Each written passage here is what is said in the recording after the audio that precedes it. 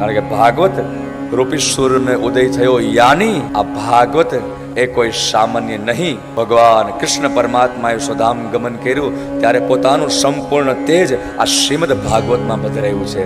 યાદ રાખજો, આ ભાગવત એ કોઈ સામાન્ય પુસ્તક નથી, આ ભાગવત એ કોઈ સામાન્ય ગ્રંથ નથી. આ ભાગવત એ સ્વયં ભગવાન દ્વારકાધીશનું આ વાંગમય રૂપ છે સાહેબ.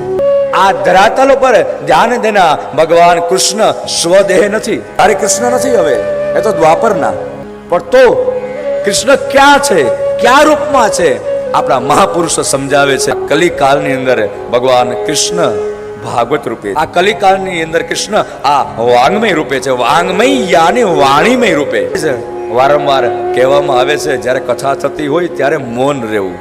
કારણ કે વ્યાસ ગાદી પરથી જે શબ્દનો પ્રયોગ થતો હોય એ કોઈ શબ્દ કોઈ સામાન્ય નથી, વો શબ્દ હી કૃષ્ણ હૈ.